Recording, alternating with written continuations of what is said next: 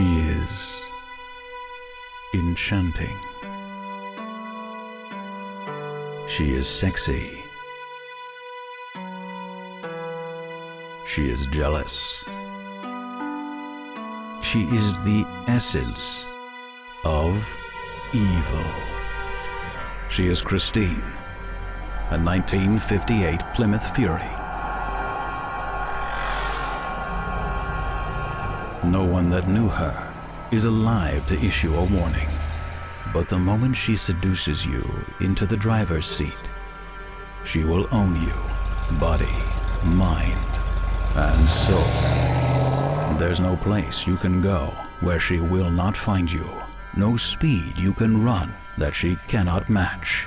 And she will never be stopped because you cannot kill what cannot possibly be alive. Christine, departing soon from Graveyard Carz. She could be closer than you think. They're coming to get you, Barbara. Buried deep in the Pacific Northwest, one team in Springfield, Oregon, takes on the impossible, finding dead Mopar muscle and bringing it back from the grave.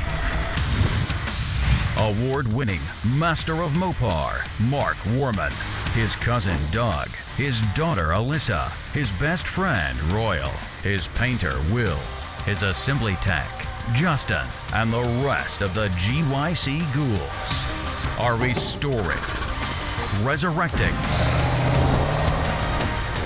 and recreating some of the fastest, fiercest, and rarest muscle cars on the planet.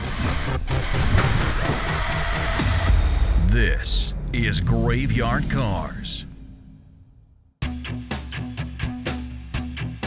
Since Doug and his little team of ghouls are installing the rear axle assembly in our 1971 Roadrunner 446-barrel 4-speed car, I've still got the engine and transmission over here on the other side of the shop. I wanted to take a minute and show you at home, if you haven't been introduced to the pistol grip shifter, the Hurst competition box, and the linkage and how all that stuff works. I don't think we've ever dove into that before. So I wanted to take a minute and share that with everybody at home so you can see how it works and some of the intricate differences between the different models of car and what shifters they would have. If it had bucket seats in a 71 to 74 B body, they bolt the shifter on at this back mounting plate. That's because if you've sat in one of those cars, you realize how much further back the shifter is. Okay, if you go back actually a few seasons ago, we bought that 71 Super B up out of Boring, Oregon. That was a 383 4-speed car. It was a bench seat. When you have a bench seat, the shifter has to be further forward than it is with bucket seats. So this shifter mounting position, this would be utilized on a 71 to 74 B body with a bench seat. Kind of interesting. The other car that it would be bolted right here to is a 70 B body. Whether it was buckets or whether it was a bench, it would bolt on right there. Pistol grip shifter, they had several different ones. You had your 70 to 74 E body, which is this sweet little short one right here. You had the 71 to 74 B body bench seat style that we talked about where the shifter would mount up here. That shifter bows back a little bit to get to the driver, but because it's a bench seat, you couldn't put the shifter in the middle. Then you have your famous, world famous, 1970 B body shifter with and without console. That's the one that came all the way up, seemed to be 10 feet long. In reality, it's not if you look at one, but when you're in a car, it feels like it is. But in this particular case, it's a 71 B body with bucket seats, so it gets this shifter mounting position, these rods, these levers, which are exactly the same as the 70 to 74 CUDA, regardless of what engine it is, as long as it had a 4-speed. How the system works is you look at your lever up here at the top, you see reverse, 1, 2, 3, 4. It's a shift pattern. It's very natural. You still see it on today's cars. The amount of slack and slop that you see right here is because we're able to go into neutral. When that's in the neutral position, those front rods are in the neutral position. That's when your engine's idling, this thing's shaking like that, and the engine idling all tough. Forward and backwards in the middle of the neutral gate, which I would suggest is right there. If you go forward, it's going to give you first gear, and if you come backwards, it's going to give you second. We're going to go to what I believe is first gear, and what you'll see happen is this rod here is going to pull back. This is your 1-2 shift rod, this is your 3-4. So both 1 and 2 work off of this rod. So when you see me click into first gear, this rod comes back, it's now engaged in first gear, or low hole we used to call it. Second gear, we're gonna come straight back. There's the motion.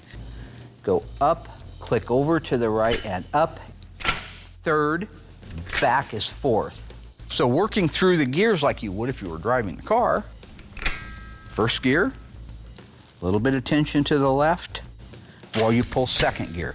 This rod goes forward, second gear internally is now engaged. You come back up, let off of that pressure and go straight ahead. That's your third gear. When you go into fourth gear, that is your 1-to-1, your high gear, your tallest gear you've got. Back into neutral. Watch what happens when I go all the way over to the left. See that slap on there? You have to give that a little slap and then up. It engages the reverse rod. That pulls this lever back and it puts it into the reverse. That's when your dash light that says reverse pops on and your backup lights back in your bumper or the rear body panel or wherever they're at would pop on. So there you go, the 1, 2, 3, 4s, if you will, of shifting a 4-speed transmission. Now when the Trey was doing it back in the day, I went through the gears fast, so fast that people didn't even know what I was doing. They couldn't even see it, right? So if you were actually looking at this pattern right here and you see Mark, that's how fast it was. You saw a little flash. Down. And then you'd hear my voice just taper off into the distance. That's because I rode through all 4 right there.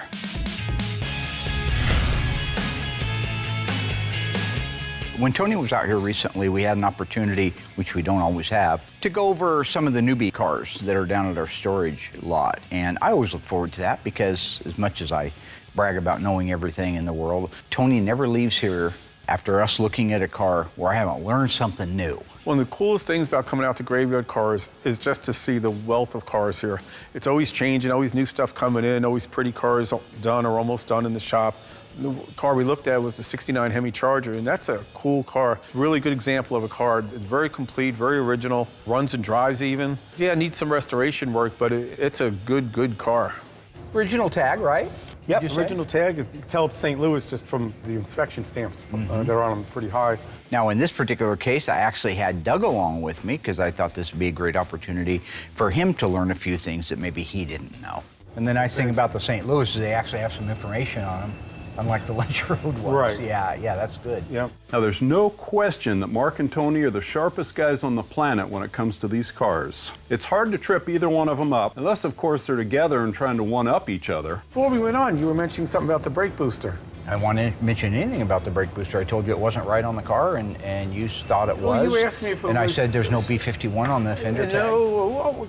Between you and me, I love it when Tony comes in and battles it out with Mark. He's the only guy that can get away with it. Usually Mark is beating us up. Am I remembering this all wrong? Yeah. It was only 10 minutes ago. What happened? You're getting old. God, here we go. Before we started filming, Mark and I were looking at the car a little bit, and it has a drum brake booster on it. And this is, we're talking about on a Hemi car, and it didn't have the offset bracket on it to move it away from the valve cover. And Mark was inquisitive, wondering if that was correct for the car or not. And it's like, man, I said, you should know that by now. That's not what happened at all. I said to him, hey, would this car have a relocation bracket for the power brake booster if it was so equipped? That's when he cut me off. So he wouldn't even let me finish because that's that craziness in his head. He wants to say something, and he's gonna be damn the torpedoes. I don't care what you gotta say. That's why he jumped in and mauled all over the top of me. I believe you asked if it was relocated on these cars. You're like, I said, yeah, I did. I said, on a B body, does it have the same relocation? Should it have the same relocation bracket as an E body? Right. You're an idiot. It's not a power brake car. Somebody added this. Da-da. And that's where I got left. What if this was a scenario, and you see them all the time, where a bomb is gonna go off? Maybe it's Die Hard 3, remember? Hans's brother, and he wants to blow up the school and kill all them kids? What if it was you had to listen, red wire, green wire, and he's not listening because he already either knows the answer or doesn't care what the guy has to say? I'll tell you what's gonna happen. You're gonna blow a school up full of kids, okay? That's what's gonna happen if you don't listen. Chrysler Plymouth sports specialty car, the 1971 Barracuda, has a new front end, which features dual headlamps, louvers in the front fenders, and the side trim highlight body styling changes. Rear styling has changed too, with new tail lamps and backup lights integrated in the lower rear deck panel. This CUDA 340 model is one of 6 Barracudas available for 1971, including a sports coupe, hardtop, and convertible.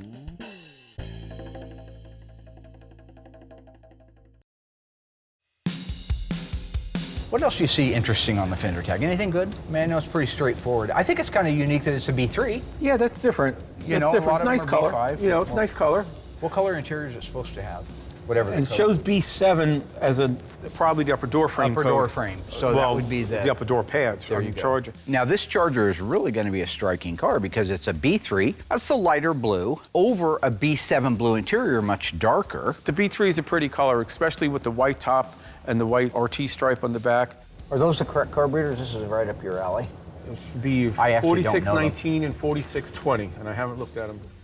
Like I said, Tony's the only one that can take on Mark when it comes to knowledge about these cars. Just rattle off the carburetor numbers without looking at a book. It's amazing. Does Mark have to look in the book before he goes on set?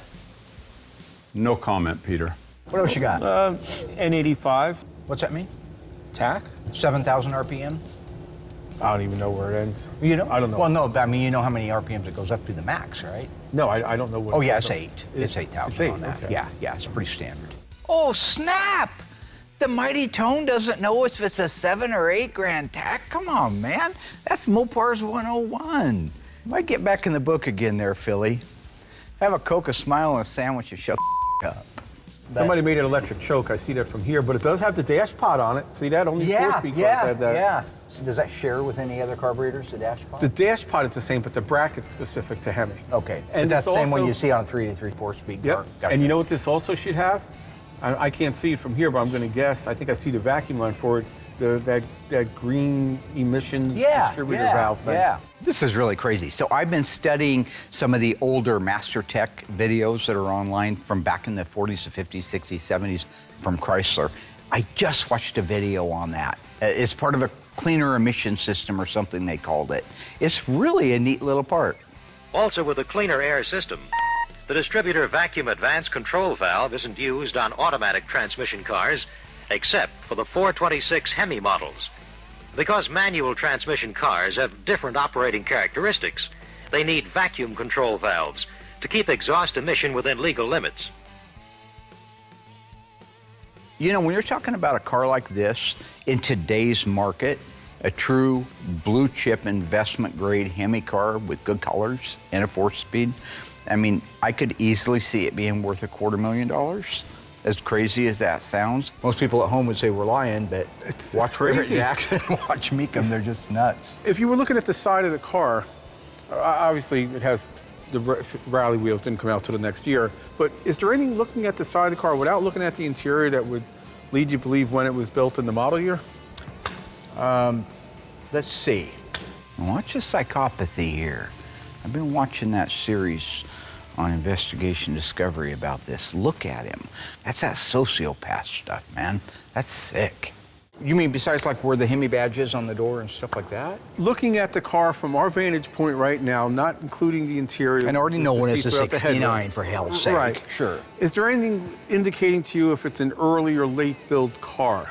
Okay. Well, we don't. Outside of we the car, do- outside of the car. It's only an hour-long show, so look, I'll just tell you. It has the black button on the door handle. Could also have been replaced. On both sides. And why would they? These are classic gestures. See the hand going on me? Like, oh, it's okay, Mark, you made a mistake. Like you would an old person that crapped their pants or something, right? It's okay, we all crap our pants, all right? In this particular case, I didn't just poop myself, okay? I didn't say or do anything wrong. That is psychopathy. That is psycho. A little while ago, I called him on something, And he says, oh yeah, I could see the factory making that mistake. Anytime I say the factory made a mistake or somebody's changed it, he just goes to some kind of crazy East Coast logic. Mark's always calling me some lunatic from the East Coast. Just, that's the way things are on the East Coast. Mark's never been to the East Coast. He only watches TV and he talks to the people and he just makes these assumptions. See here? Deflection. I'm the victim. This person led me on, so I had to bash their head in with a piece of wood. Both handles? Yeah, well, the whole car was painted. Maybe they took the handles off. Is there any undermasking or overmasking on the handles? You're the paint guy.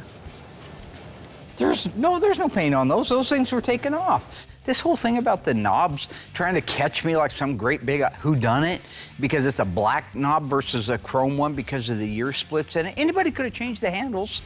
All right, the car's been painted, so it's been disassembled. Maybe somebody preferred the black knob or the chrome knob. You can't hang your hat on that. That's not a DNA. So at some time, somebody maybe said, I prefer the black knobs. Moving on. Mark jumps on everybody for anything. Even if it's not there, he'll jump on them for it. Oh, and there it is, victim, right? He's the victim here, all right? Killed a bunch of people. All right, well, in this case, obviously he hasn't killed anybody. But blame the person for your mistake. That's psychopathical behavior from a man who really may very well either need a psychiatrist, psychologist, or perhaps a priest. The all-new, restyled 1971 Cuda has more options than ever before. Now equipped with powerful road lamps, both smart-looking and a necessity on rallies. And new stamped steel road wheels with the popular raised white letter tires. Smart. The slapstick T-handle with torque flight floor mounted in the console delivers. You can slam through gears thanks to a built-in shift gate, or let the transmission shift automatically. The best of both worlds. It's real similar to the 70 butt, right? Real similar. Yeah, but same taillight design and body. The metal's the same. For sure, it's the Right, same the metal panel. panel's the same. Now this I know about. So the 69 and 70 Charger at a glance are identical. It wasn't until you stop and focus till you see the difference. In 1969, the taillight has a chrome bezel around the outer edge. In 1970, they lost the chrome bezel and went to a finished rear panel to dress up the back. You know, overall, it's a very original car. It has a few things done. You know, the steering wheel, back in the day stuff. Pointed out it didn't have, it has headers on it, but the manifolds are with the car. The guy has, the owner has the right air cleaner. Kept all the good stuff. Yeah. Not collective, it kept it. And he's owned this a long time, you said, right? This guy has owned the car for a long, long time. Now, I forget if he said he bought it new. I don't think that he did. But he has owned it for decades and decades. So anything he did take off the car, he kept the original stuff. He made it the way he wanted it second day, but he kept the original stuff. You know, when looking in the car, you know, the seats are worn, it has speakers cut into the door panels, but some of the stuff is really nice. The upper dash pad's in good shape. The lower dash pads, which are impossible to find, are really good. But overall, the car is a really good stand-up car, has so many pluses going for it. I mean, it's a Hemi car, matching numbers, 69 Charger, 4-speed. I mean, it doesn't get too much better than that. In 1970, Plymouth built 1,788 340 Cudas. Very few of those featured a rubber front bumper, luggage rack, power windows, and a hockey stick stripe. This is one of those cars. It also happens to be the topic of this week's autopsy report.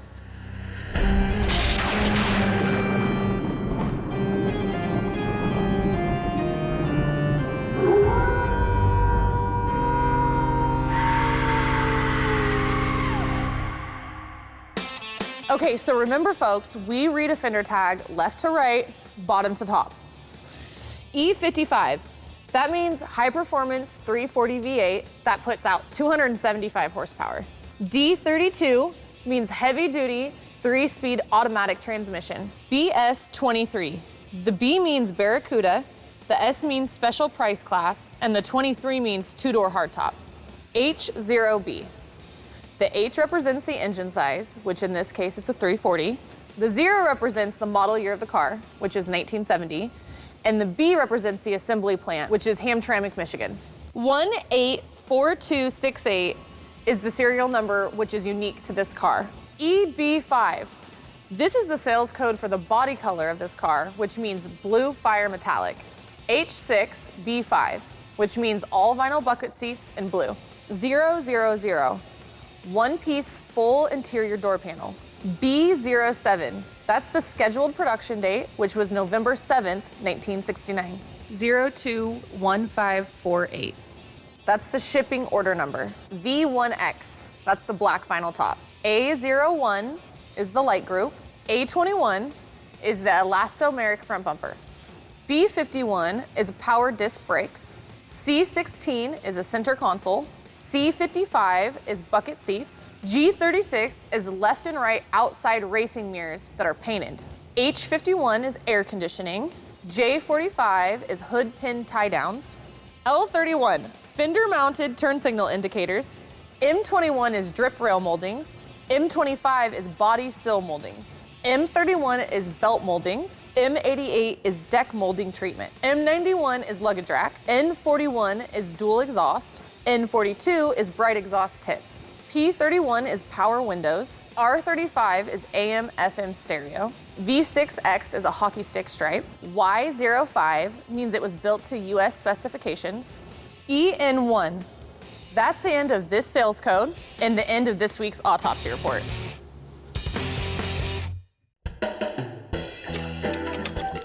How much did you remember? Here's a multiple choice trivia. What is the name of the T-handle attached to the TorqueFlite automatic transmission in the 1971 Cuda?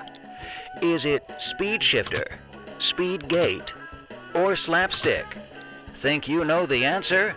Find out if you're correct right after the break.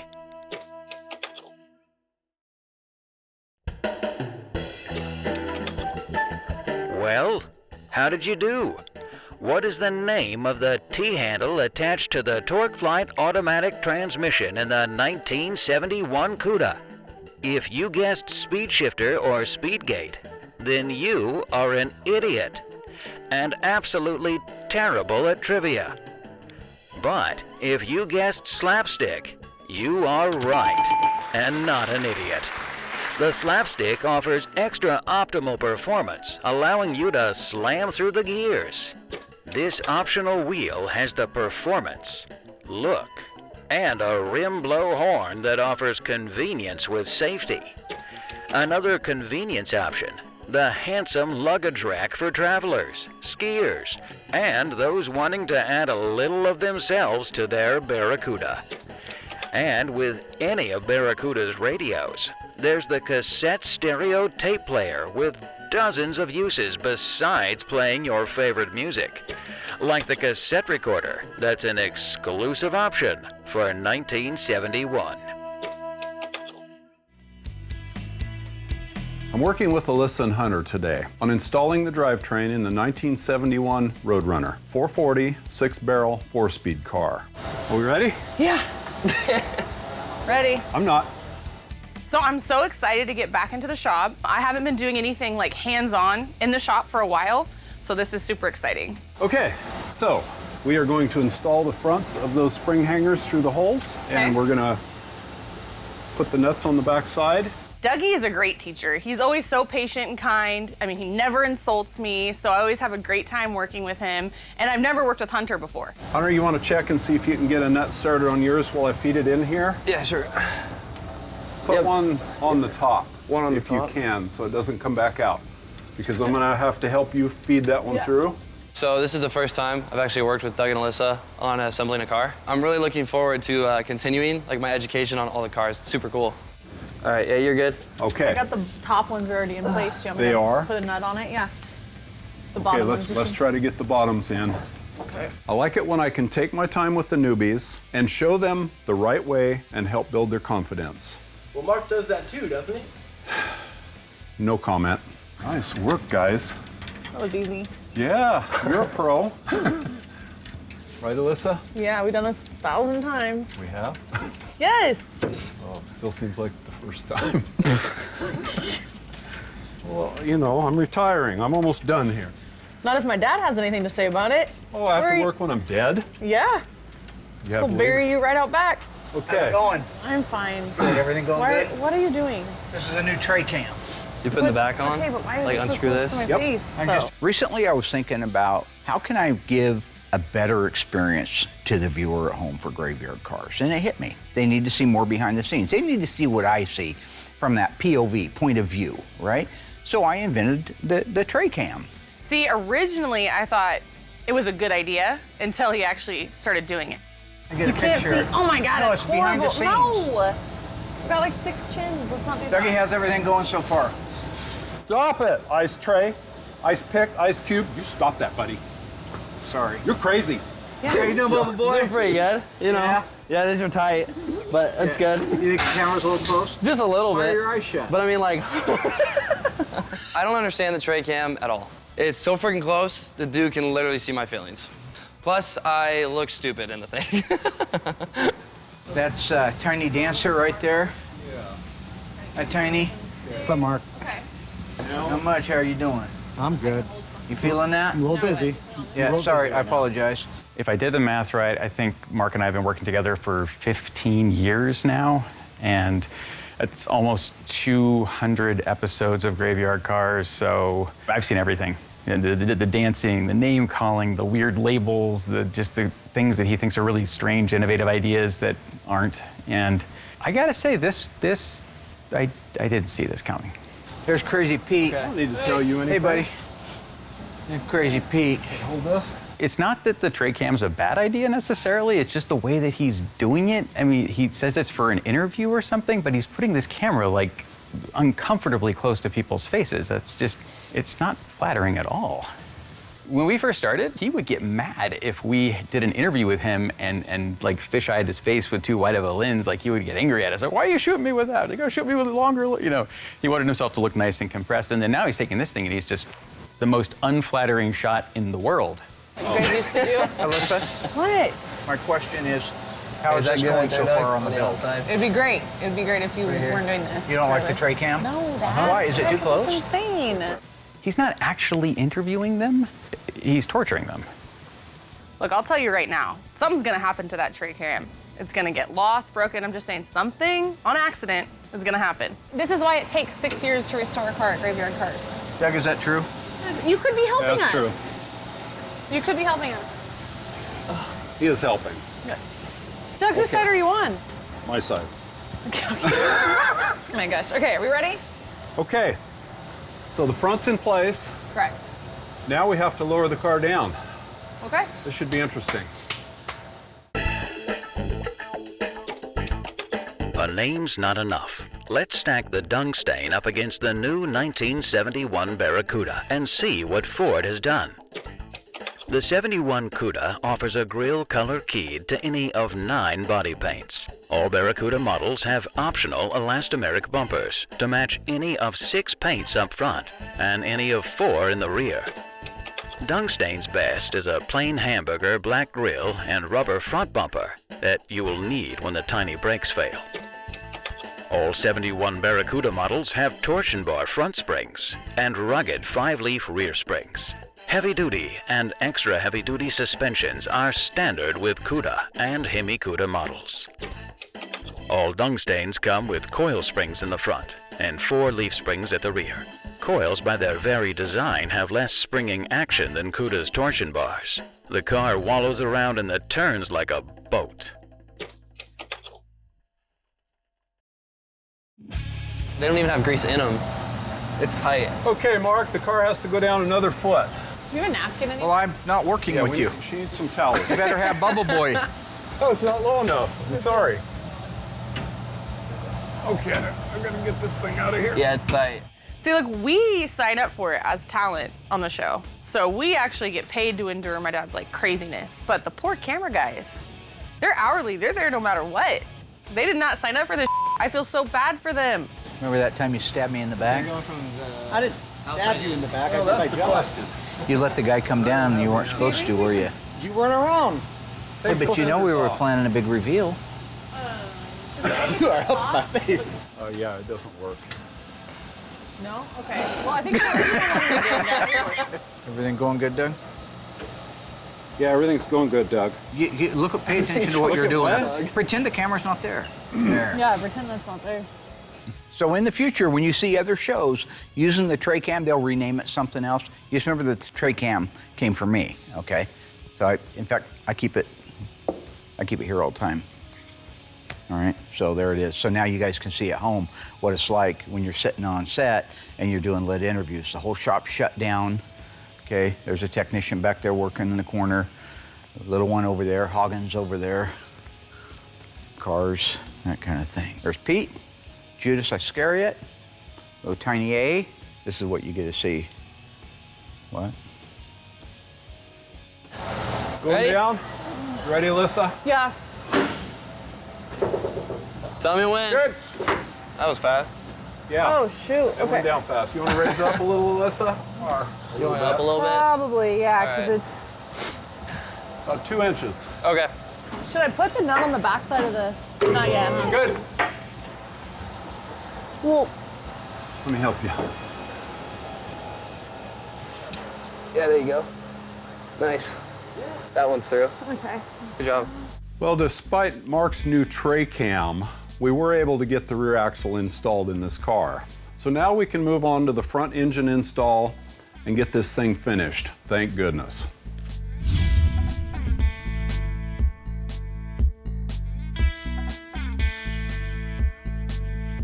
The thing to really be mindful of if you're doing one of these cars is, can I do it any better than the manufacturer did it? And that's just why I wanted to show you this, how we do it when we're replacing panels.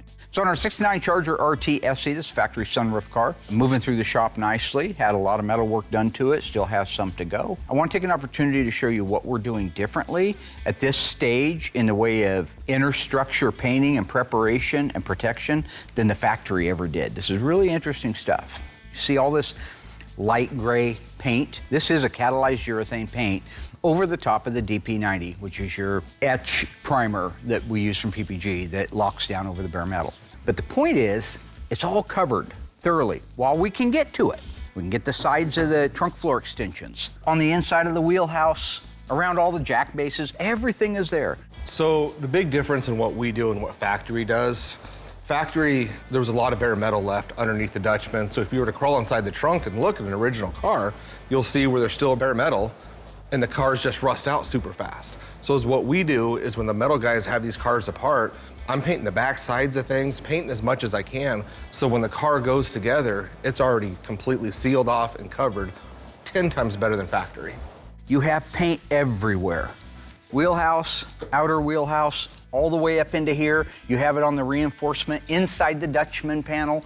It's not even a sealer, it's actually a single stage where I added black, white, a little yellow, and a little green. We have a lot of original cars here. Some of the sealer was dark, some of it was light, so I kind of just custom built the color and kind of split the difference and then documented the formula. So moving forward, I can just bring it up on my computer and every car gets that color. Now, something really cool here. This wheelhouse, outer wheelhouse, is original to the car. The other one has been replaced. The inner wheelhouse on both sides is original. This is the hole that I told you about where they take the drain tubes for the sunroof that run down through here. You can see where they've hacked this open to make that hose come up through here, down here, and into here. To make that hole, remember the quarter panel was on the car, so they couldn't do it from this direction out. They went inside the wheelhouse, boom, beat the hell out of that thing with a chisel. That is an original hole. Let me show you the detail we go to. This wheelhouse has been replaced. It's a brand new AMD outer wheelhouse. See that hole? Tell me that hole isn't a factory hole. My man Josh did that. He took the big old chisel, punched up through that thing. See my little finger? Can you see it? And duplicated the same butchery that was done at American Sunroof Company when they did that. You can see the evidence, though, from the factory. Look at this. That's where they cold chiseled this, rolled it up out of the way so they could get between the skin and the roof the drain tube to come down here and out through there. Somebody looks at this car 10 years from now, and they say, oh, it's had a wheelhouse put on it. Look at that hole, it's too nice. No, that hole ain't too nice. That hole matches that hole. That's the detail.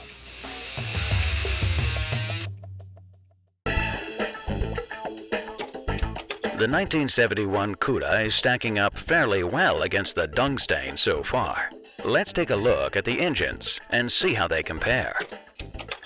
Barracuda offers 5 regular fuel engines, from the super economical 198 all the way up to the 383 4-barrel. Dungstain offers only 3, all of which are tiny little things that don't produce power. That's sick, dude. And Dungstain's heater control panel forces you to take your eyes off the road, as it's located in the center dash under the radio. I don't think I should have to die just because I want to stay warm. Barracuda puts these controls right in front of the driver. Barracuda's advantages over the Dungstain continue, with 52% more brake lining area for better braking and longer lining life. More functioning instrument panels that give the driver more information without taking his eyes off the road. Full body side protection with moldings that run the entire length of the car. More practical, optional transmissions that keep you in the proper gear.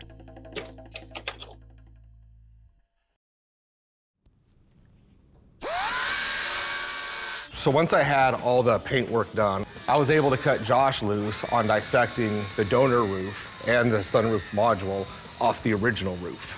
Hey, Will, you think I could get your help lifting this off? Of course you can, friend. Right on. So I just gotta pry up on the back and we'll be able to hopefully lift it right on up.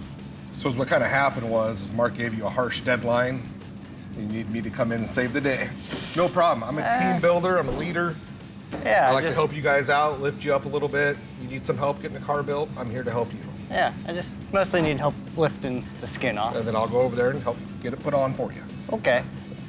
Sounds good. So being a team leader here, it's very important to make sure I'm available to all the guys. That roof skin just came off with ease. So the trick to taking the roof off is to make sure you have every single spot weld broken loose before trying to lift it off. Once you figure that out and map out all your welds and how you're breaking them loose, it'll come right off. I know it looks pretty easy at this point because the cameras are only catching a little bit of it. And this roof had close to 100 welds that I had to carefully drill or grind and make sure I didn't damage anything I'm trying to save. We have the best techs in the world, so we can do jobs like this and you'll never know that we were there. With the roof skin now removed, we can do all the paint and jam work that we have to the bottom side of that, prep out the rest of the inner structure, and get ready to marry that together with the original inner structure.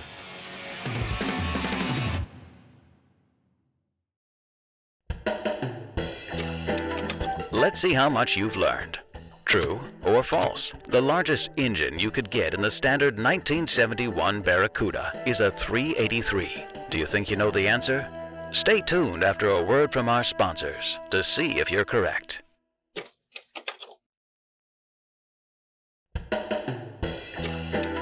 Well, how did you do? True or false? The largest engine you could get in the standard 1971 Barracuda is a 383. If you guessed true, then you have been paying attention.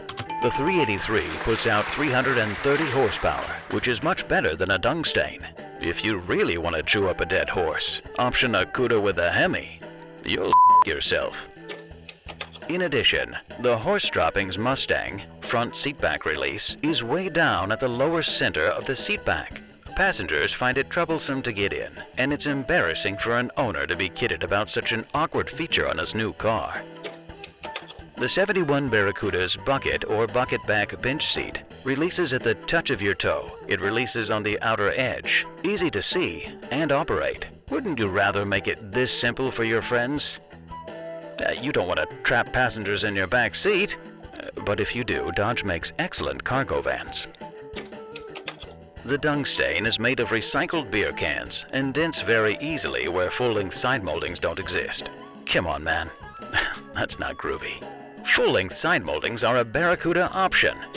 And on this day, in 1978, Jerry Crandall took a dump on the roof of a Mustang, just like this one.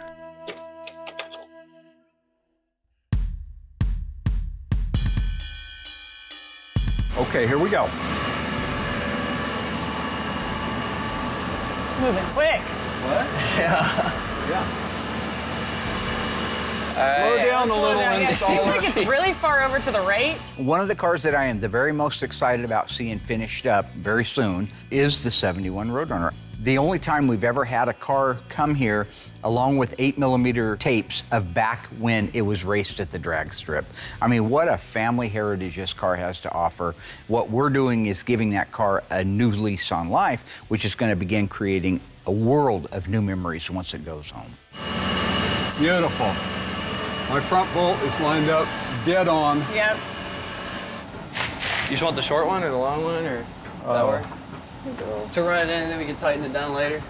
Putting these cars together when everything is fresh does require focus and attention.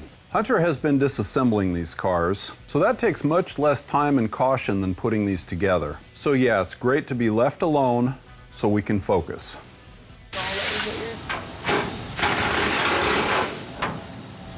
How's everything going? That's great. Getting the front end in? Not that again. Why? Okay, remember, Why? life ain't all sunshine and rainbows, all right, as Rocky Balboa said to his kid. I am just tempering these ghouls to be able to fly ice cold like the tray does. Here's this, Lisa. Let's see what you're doing up here. That's what people want to see. Look at that. Nice shot. Nice shot. How we doing? Doing good. You got a camera in your face, you got to forget that camera's there. You got to carry on. It doesn't matter what you see in that camera or what you think people are going to see at home. People want to see that duck going across that water fast, Mach 2 with his beak on fire. But that head real smooth. Now his little feet is doing this under the water, but on the top, it's just a swan. Do you have the tool? Don't you do it. The which tool? I think the tray cam is working really well. I think everybody's a big fan of it. Gives you guys at home a chance to see what's going on behind the scenes. I hate the tray cam. Seriously. Yeah, I hate that damn thing. I freaking hate it. You know, at the end of the day, torture, name calling, bizarre camera things, you know, if it's good for ratings, it's good for me. Everything looks clear. We didn't You zip actually- or tear anything off. You want it like raised up? Or? Yep. Got that old man strength, Doug. Yeah, that's great. Thanks. You let me know when you're ready. I'm ready. All right. Here, come through this. Like there. Yeah.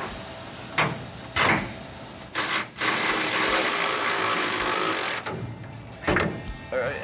We did it. So at the end of the day, I am very proud of Alyssa and Hunter.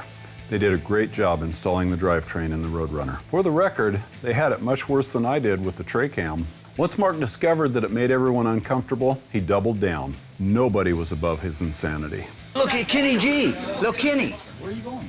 Well, I got something in my face. I got something in my face. What do you do? Play something for me. I don't got nothing. I'll stop. Genius.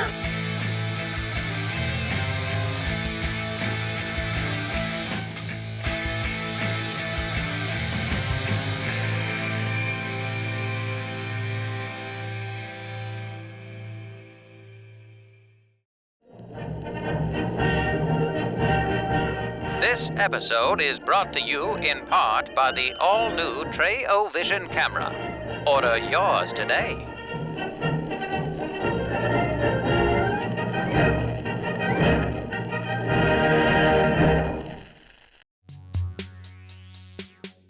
All right, enough of this. We're done with this. Is this a stupid little camera? Is this how you turn this thing on? Is that on? Is this what you want, Dad? Is this it? This is what you want, okay? Get all of it right now, because you're done with this after today. Okay?